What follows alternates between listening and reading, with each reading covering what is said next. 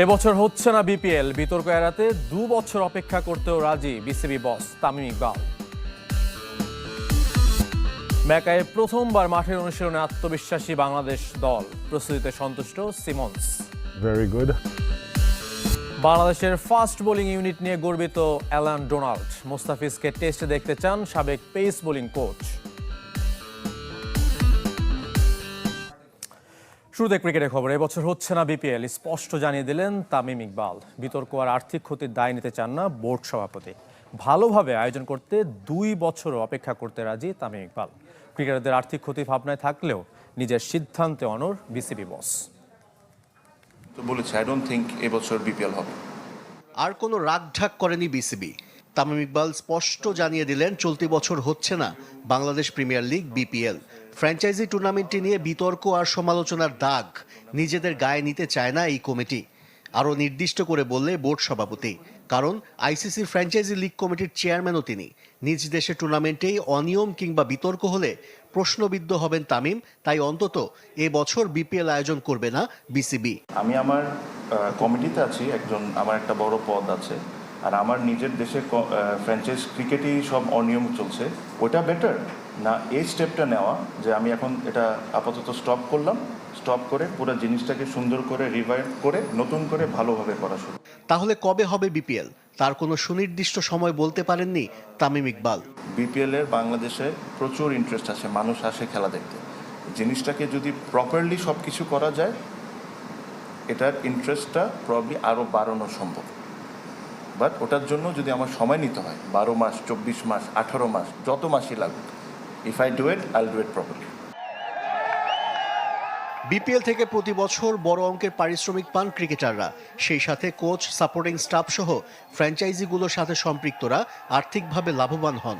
যাদের কথা চিন্তা করে 2 বছর আগে বিপিএল আয়োজনের জন্য তৎকালীন বোর্ড সভাপতি ফারুক আহমেদকে অনুরোধ করেছিলেন তামিম ইকবাল, অথচ এবার নিজেই বিপিএল বিমুখ। আমি যদি প্লেয়ার থাকতাম, আমি ডিসঅ্যাপয়েন্টেড হইতাম, আমি এসে প্রেসিডেন্টের সাথে কথা বলতাম, আমি নিজেও বলেছি। বাট দে অলসো তাদেরকে because they will be a financial loss for them, absolutely আমি এটা ডিসএগ্রি করি না। বাট দে অলসো এই জিনিসটা তারাও আন্ডারস্ট্যান্ড করে যে এই টুর্নামেন্টটা should be something that BCB and Bangladesh should be proud of. যথেষ্ট সময় থাকার পরও চলতি বছর বিপিএল আয়োজন করতে না পারা বিসিবির নতুন কমিটির প্রথম বড় ব্যর্থতা। আশিক রুদ্র, চ্যানেল 24, ঢাকা। ম্যাকায়ে প্রথমবার মাঠের অনুশীলনে বাংলাদেশ দল। দ্বিতীয় টেস্টের আগে ফুরফুরে মেজাজে সেরেছেন অনুশীলন। তবে প্রথম টেস্টের সেঞ্চুরিয়ান ঘাড়ের অস্বস্তিতে নেটে ব্যাট করেননি। দলের আবহ নিয়ে সন্তুষ্ট হেড কোচ ফিল সিমন্স। তার মতে একে অপরের প্রতি যেই সম্মান, তাতেই সফলতা পাচ্ছে দল। ডারউইনে ইতিহাস গড়া শেষ, এবার ম্যাকায়ে সেই ইতিহাসকে আরও সমৃদ্ধ করার পালা। সমুদ্র তীর বেষ্টিত ভেন্যুতে পৌঁছে প্রথমবার মাঠের অনুশীলনে বাংলাদেশ। প্রথম টেস্ট জয়ের পর যেমন আত্মবিশ্বাস বেড়েছে, তেমনি ফুরফুরে মেজাজেও দেখা গেছে টাইগারদের। দলের এমন আবহে দারুণ খুশি head coach Phil Simmons. The environment has been good for a long time. দীর্ঘ সময় ধরে দলের আবহ বেশ ভালো। সবাই সবার মতামতকে সম্মান করে, যা একটা দলের জন্য খুবই গুরুত্বপূর্ণ। এতে আমরা দিন দিন ভালো খেলছি। That's been very good. Worm আপের পর হাসি আড্ডায় ফুটবলে মেতেছিলেন ক্রিকেটাররা। পরে ফিল্ডিংয়ে মনোযোগী হয়েছেন সবাই। ডারউইন টেস্টে এই ডিপার্টমেন্টে কিছুটা ভুগিয়েছে ম্যাকায়ে, তার পুনরাবৃত্তি চায় না Tigers. Preparation, we started well. Today was good. Today was about getting back in the right frame of mind. So I think everybody seems to be in that right frame of mind for a second test match. Great barrier reef অ্যারেনায় নেটে batting bowling সেরেছেন ক্রিকেটাররা। মুশতাক আহমেদের পাঠশালায় ছিলেন মেহেদী মিরাজ ও তাইজুল ইসলাম। এই টেস্টেও তাদের কাছে হয়তো নিজেদের সেরাটা চাওয়া কোচের। তবে ব্যাটিং অনুশীলনে নামেননি তানজিদ তামিম, ঘাড়ের অস্বস্তিতে ভুগছেন। অবশ্য দ্বিতীয় টেস্টের আগে আরও একদিন সময় থাকায় এই বাঁহাতিকে নিয়ে ততটা চিন্তিত নন টিম ম্যানেজমেন্ট। অনুশীলনে মুশফিকুর রহিমের আঙুলের চোট কিছুটা ভয় ধরালেও পরে অবশ্য প্রাথমিক চিকিৎসা শেষে আবারও ব্যাট করেছেন মিস্টার ডিপেন্ডেবল। অনুশীলনে দীর্ঘ সময় বল করেছেন পেসার শরীফুল ইসলাম। তাকে আলাদা করে পরামর্শ দিয়েছেন কোচ ফিল সিমন্স। যদিও প্রথম টেস্টের পেস ত্রয়ীর পারফরমেন্সে শরীফুলের একাদশে জায়গা করে নেওয়া কঠিন।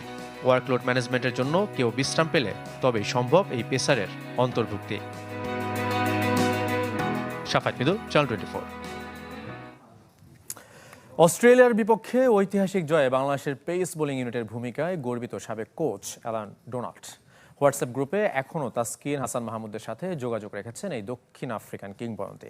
মোস্তাফিজের টেস্ট খেলা উচিত চ্যানেল 24-কে দেওয়া একান্ত সাক্ষাৎকারে জানিয়েছেন হোয়াইট লাইটনিং।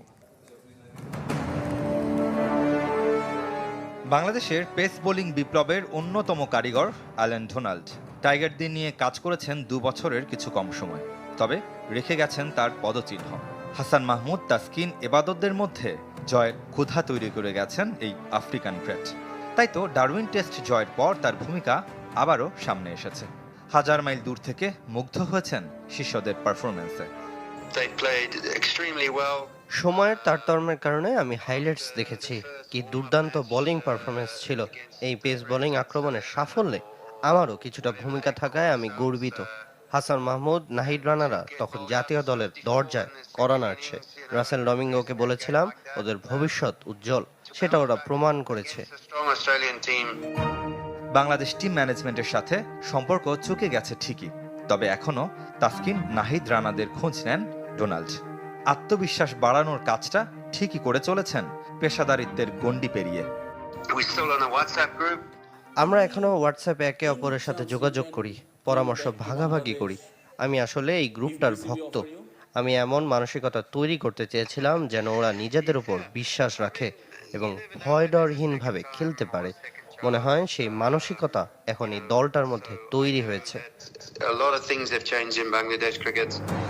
অ্যালান ডোনাল্ডের সময়কালেই টেস্ট থেকে বিরতিতে যান মোস্তাফিজুর রহমান। গেল 4 বছরে আর ফেরা হয়নি। তা নিয়ে আক্ষেপ আছে হোয়াইট লাইটনিংয়ের। আমি সব সময় চেয়েছি পেস বোলিং ইউনিটটা যেন বড় থাকে। সেক্ষেত্রে কেউ ইনজুরিতে পড়লে বিকল্প নিয়ে যেন ভাবতে না হয়। এই যেমন নাহিদ রানা ইনজুরিতে পড়ায় তার পরিবর্তে চমৎকার পারফর্ম করেছেন এবাদত। লাল বলের সাথে মুস্তাফিজকে যুক্ত করা গেলে দারুণ হতো। ফিজের টেস্টের প্রতি আগ্রহ কম কিনা তা জানা নেই, তবে ওর লাল বলে খেলা উচিত। ম্যাকাইয়ে দারুণ কিছু করে দেখাবে টিম টাইগার, সেই অপেক্ষায় Alan Donald. Redwan Shuyeb, channel 24। অনূর্ধ্ব 17, 19 ও 23 দল নিয়ে হবে 50 ওভারের game development trophy tournament. 28 August থেকে মাঠে গড়াবে খেলা। উদ্বোধনী ম্যাচে মুখোমুখি বাংলাদেশ অনূর্ধ্ব 19 ও অনূর্ধ্ব 17। মিরপুর স্টেডিয়ামে ম্যাচ শুরু সকাল 9:30টায়। আগামী মাসের 9 তারিখ ফাইনালে লড়বে টেবিলের 2 শীর্ষ দল।